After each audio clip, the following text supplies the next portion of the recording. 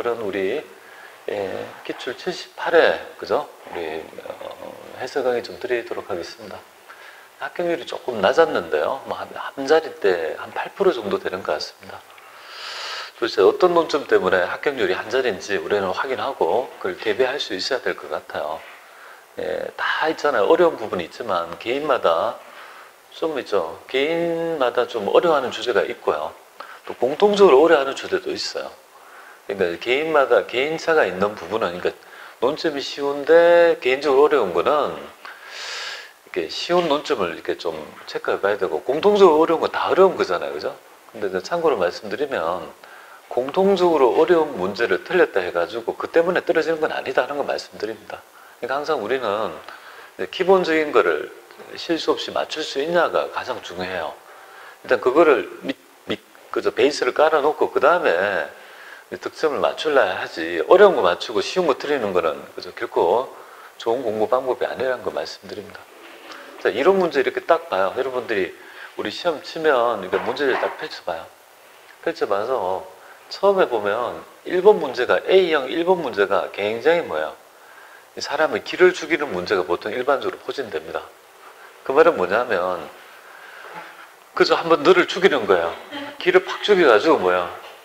그래서 여러분들이 이거 알아요. 첫 번째 문제하고 두 번째 문제가 안 풀리죠.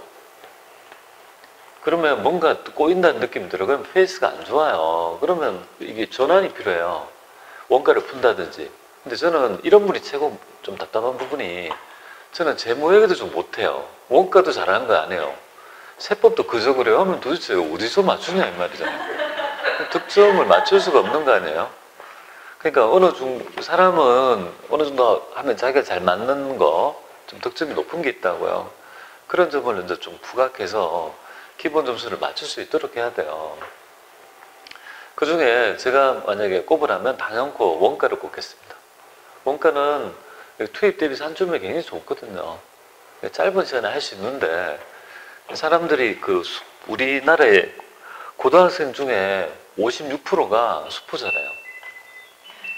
앙케이트를 해보니까 56%가 수포자예요. 중학생은 46%, 초딩은 35%? 지금 방금 보고 왔어요. 듣다 보니까 그런 수포자가 그렇다 이 말이죠.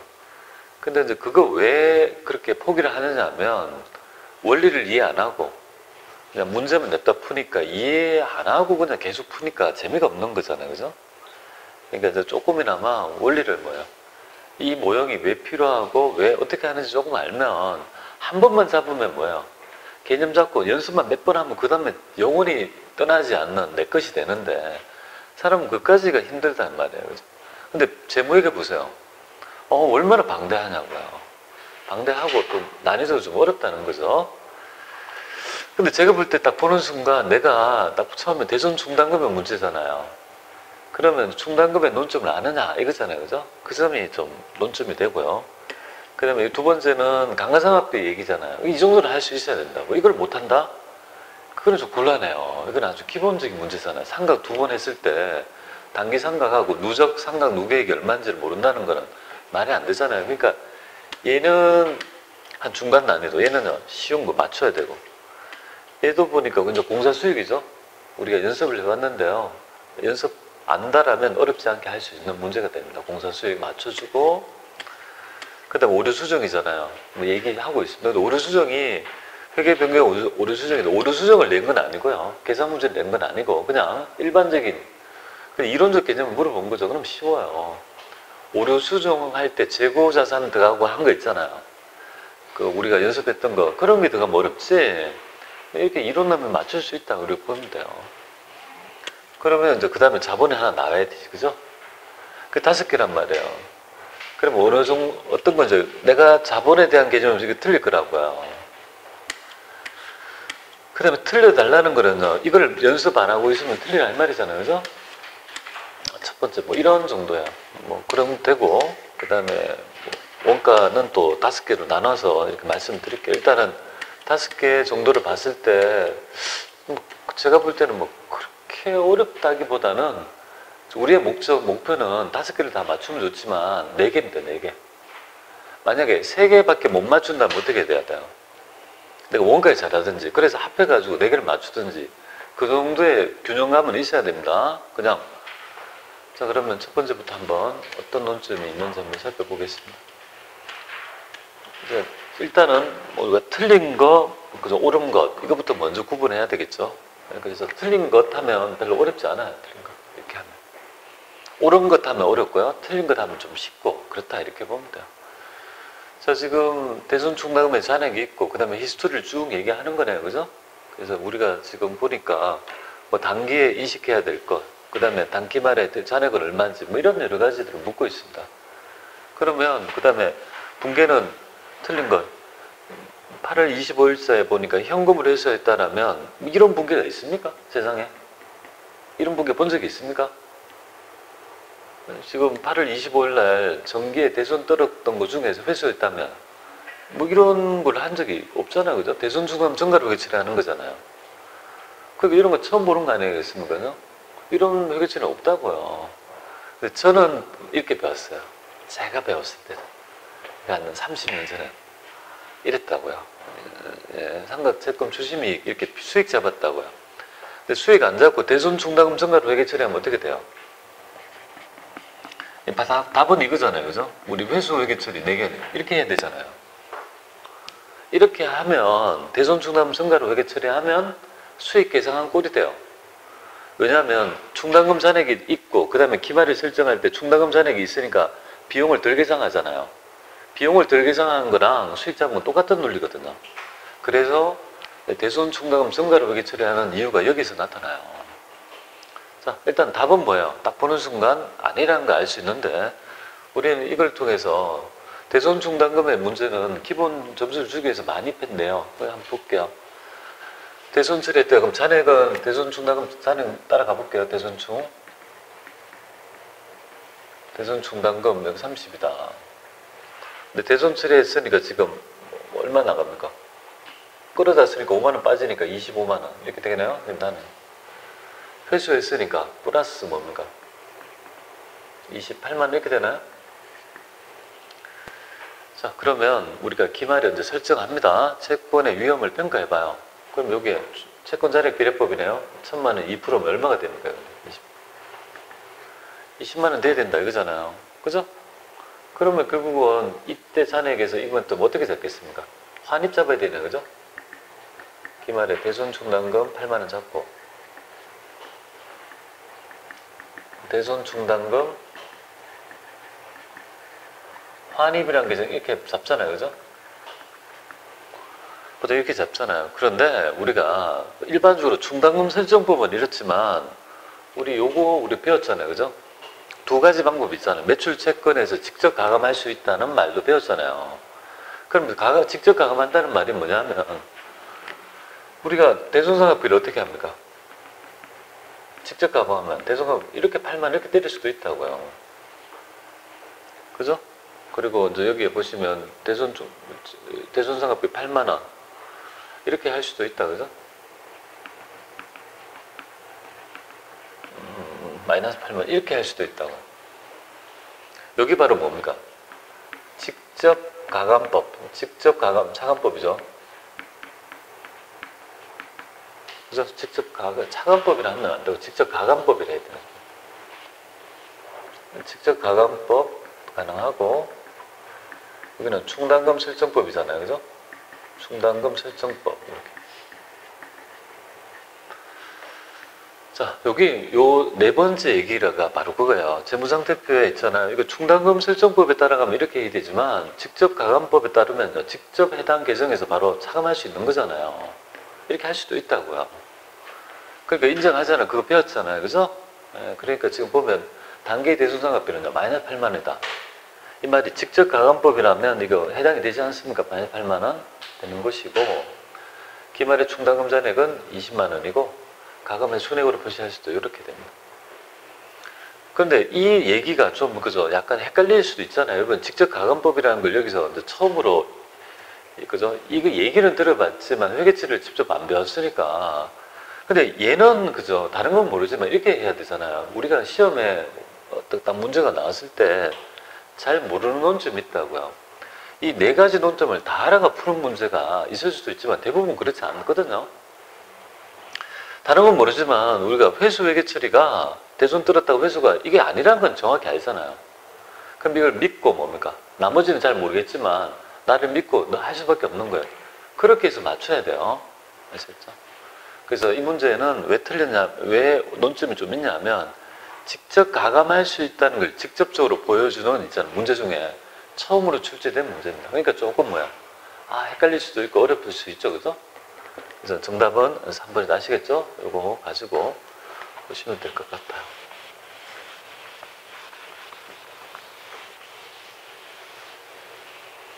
자, 그 다음에 이제 두 번째는 좀 쉬울 것 같아요. 그죠? 두 번째는 뭐 그렇게 어려운 건 아니고, 우리가 정률삼각 두 번 하면 되겠네요. 그러면 얘는 20%니까 X1년도, X2년도 보겠습니다. 2년도에, 그죠? 지금 현재 100만 원이네요. 그러면 정률법은 20%가 됩니다. 그럼 20만 원이 될 것이고, 그럼 미삼각 잔액은 80만 원 이렇게 되겠네요. 또 80만 원 가잖아요. 그죠? 20% 이렇게 되면 16만 원 이렇게 되겠습니다. 그럼 16만 원을 빼면 요 금액은 80을 빼면 뭐 64만 원 이렇게 되나요? 되겠죠? 그러면 누계액은 얼마예요? 감가상각 누계액은 36만 원이고 단기 계상액은요 16만 원 이렇게 되겠죠? 그죠? 1번이 되겠습니다. 뭐 이건 어려운 건 아니다. 그죠? 그러니까 이걸 못 맞추면 회계 1급 문제예요. 맞춰주고. 자, 그 다음에 보겠습니다. 세 번째 한번 볼게요. 이 세 번째는 아주 전형적인 문제입니다. 보통 장기건설공사의 수익 인식 시기는 진행 기준이잖아요. 그러니까 진행 정도에 하나, 둘, 3차 연도의 진행 정도에 따라 수익 잡는 건데요. 근데 첫 번째 건 너무 쉽잖아요. 그러니까 항상 물어보는 게 뭐냐면 두 번째 거에 있잖아요. 공사 수익은 얼마냐, 혹은 공사 이익은 얼마냐, 뭐 이런 걸 물어보는 게 일반적인 패턴이다. 이렇게 보면 돼요. 또 여러 가지 문제가 있겠죠. 뭐 추론하는 문제도 있잖아요. 그죠? 우리가 본 문제에서 봤을 때 X를 뭐 다른 데 넣고, 그죠? 뭐 예정원가는 얼마냐, 이런 식으로 물어볼 때도 있었어요. 근데 일단 항상 기본 모형으로 돌아가셔야 될 것 같아요. 자, 그러면 우리가 이제 수익을 잡을 때 공사 수익이니까 뭐 그렇게 어렵지 않네요. 공사 원가는 조금 더 어렵지만 공사 수익은 별로 어렵지 않는 이유가,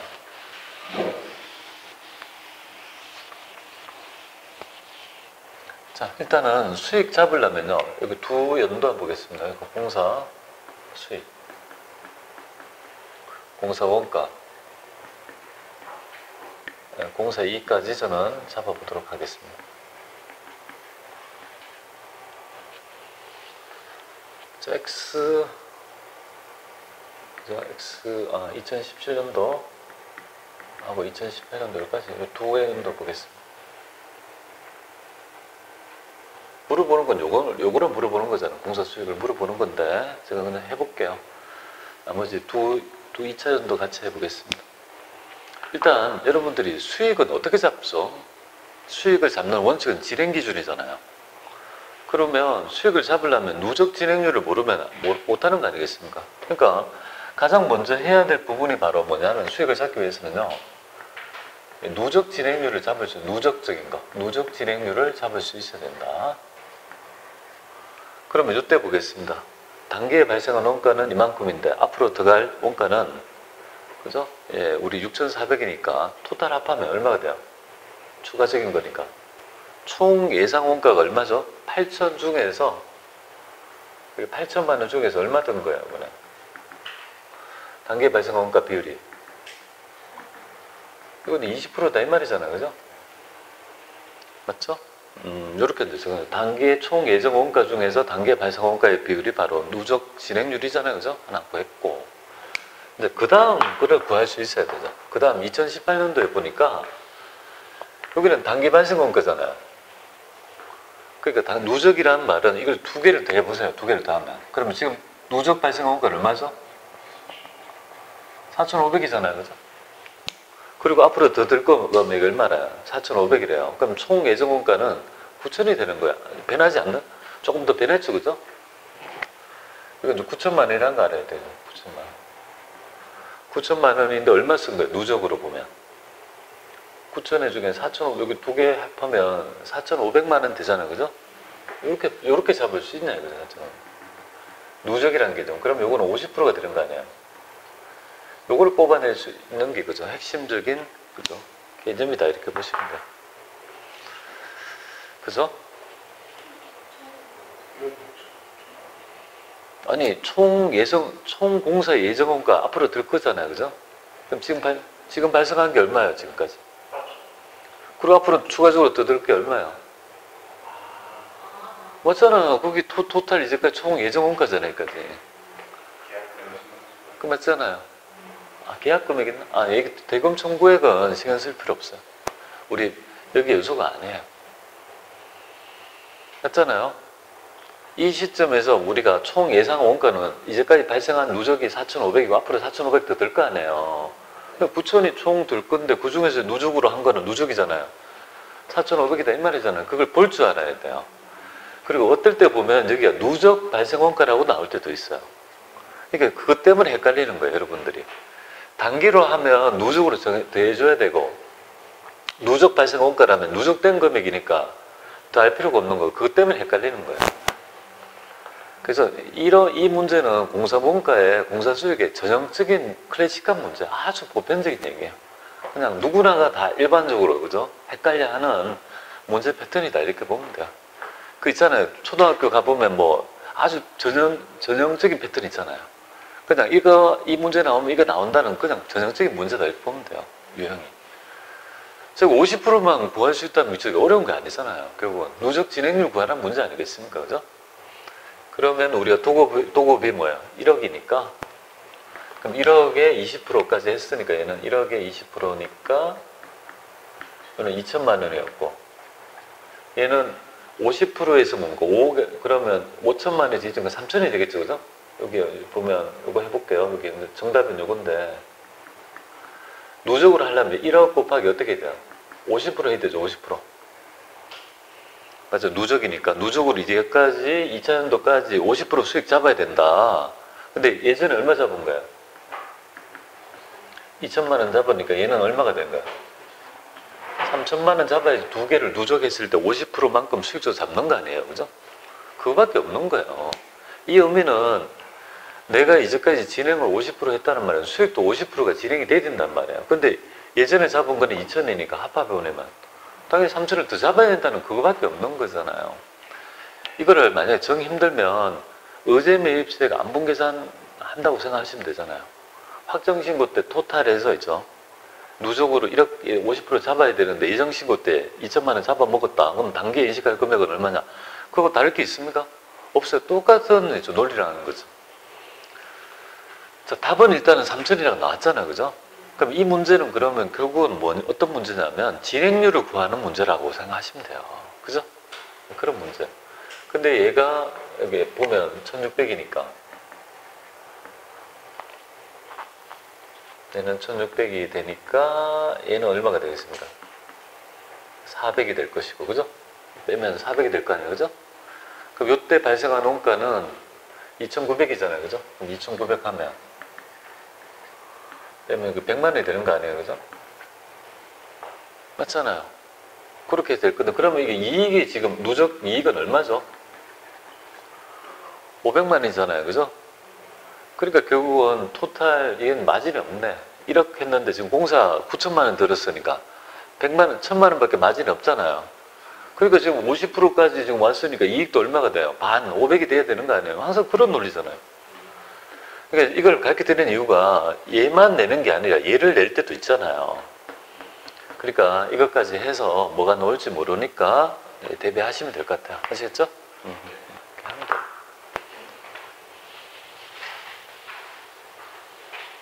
자, 그래서 이거 좀 보는 방법, 요것만 좀 순액인지 아니면 누적인지 그것만 잘 봐서 50% 보시면 될 것 같아요. 네 번째는 어렵지 않아요. 그러니까 오류 수정에 대한 설명도 옳은 것은 옳은 거네요. 자, 유형자산의 상각 방법을 정률에서 정액으로 바꾸는 건 추정의 변경이죠. 맞네요. 맞잖아요, 그죠? 정답은 1번인데요. 제가 항상 강조 드렸잖아요. 이거는 방법 같지만 정책의 변경이 아니라 추정의 변경이라고. 꼭 알아야 된다. 이거 맞잖아요. 그죠? 그럼 나머지는 비율을 바꾸는 거는 정책이 아니라 추정의 변경, 단기에 발생한 정기 또는 그 이전에 중요하지 않은 이익은 단기의 손익이 있죠. 영업의 손익을 인식하는데 이익잉여금 아니죠? 그건 중대한 오류일 때. 그 다음에 두 개 구분하기 힘들면 쫄병이 가서 망을 봐야 된다 했잖아요. 기억나요? 그러면 추정의 변경을 본다고 했잖아요. 정책의 변경 아니죠. 그죠? 그렇게 해서 정답은 1번이 될 것 같습니다. 만약에 얘들을 몰랐다 하더라도 뭐예요? 다 알아가지고 몰랐다 하더라도 나는 이거는 완벽하게 제가 강조를 많이 하잖아요. 이건 꼭 알아야 된다고. 막, 그죠? 그래서 오죽하면 뭐, 그죠? 이거 왜 그런지, 그래서 뭐 그런 별도로 얘기한 이유는 출제가 가능성이 높고 논점이 되니까 그런 말씀을 드려요. 이렇게 풀어보시면 돼요. 자, 다음 설명 중 맞는 것 묶어봐라 이 말이죠. 맞는 거, 되게 맞는 거, 틀린 거 좋은데 맞는 것, 옳은 것. 자, 자본의 논점은요, 만약에 이렇게 이론 문제가 나오면 뻔한 것들이 뭐냐면 자본 총계에 변화가 없는 거 있죠. 그 논점을 물어볼 수밖에 없어요. 그쵸? 그런데 또, 근데 별로 그렇게 8%까지 안 될 것 같은데, 뭐 이런 문제 별로 크게 어려운 건 아닌데. 근데 뒤에 보니까 이 부가지세 있잖아요. 공통매입사 안분계산이 좀 어려웠어요. 그거는 3점이 다 날아갔다고 봐요. 그 정도, 나머지는 별로 없던데. 대충 오늘 아침에 저도 훑어봤거든요. 대충 이렇게 보니까. 근데 왜 8%밖에 안 됐을까요? 뭔가 이유가 있겠죠. 한번 계속 봐야 되겠죠. 그죠? 보겠습니다. 주식배당액의 10% 이상을 자본금의 2분의 1까지 적립해야 한다는 것은 주식배당이 아니고 뭐예요? 현금배당이죠. 이건 틀렸죠. 이익준비가 먼저 뭐예요? 현금배당액에, 즉 현금배당이 실질적인 자본의 유출이 일어나니까 거기에 대해서 닦는 거잖아요. 그죠? 금전배당만 대상이고